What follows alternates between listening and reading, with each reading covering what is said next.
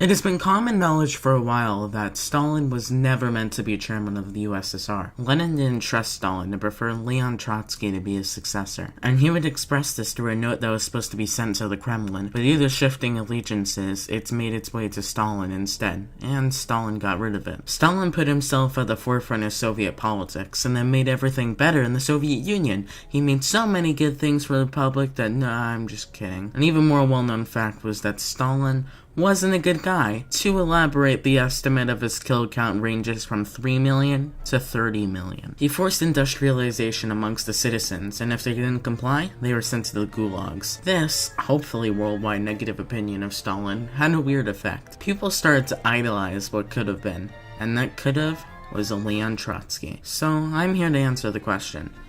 What could have happened if Trotsky became the chairman?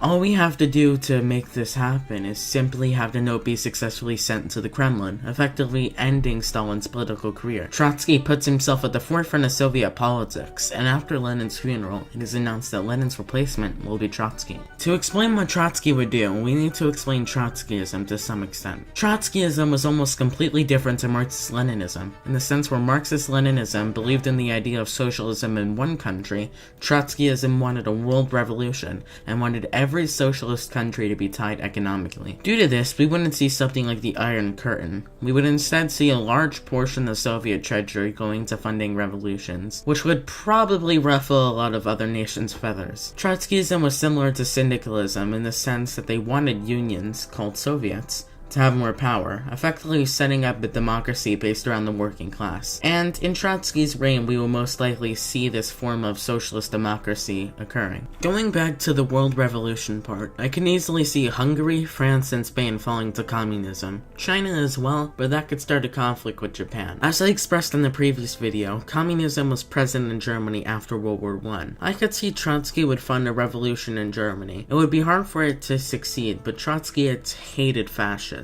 And with fascism already seen as a threat, taking control of Italy just 2 years before Trotsky would come into power, the Soviets might fund more money into Germany to avoid the rising spirit of fascism, and with a little bit of alternate history magic, will make Germany fall as well. But Trotsky's rule wouldn't be all sunshine and rainbows. In fact, Trotsky, during his time, was known to be a brutal man during the Russian Civil War, and due to that, he may even use military action to fund revolution. With that, I would see Soviet expansionism would occur in our timeline, with them easily adapting the Baltic states into the USSR. This timeline can go down 2 separate paths, depending on where their expansionism went first. If they start their expansionism against Japan, we would see a long, brutal war as both sides clash in the East. The West in this new timeline, seeing the Soviet Union as a much greater threat than Japan, may even ally itself with Japan, starting a world war. Would the USSR win?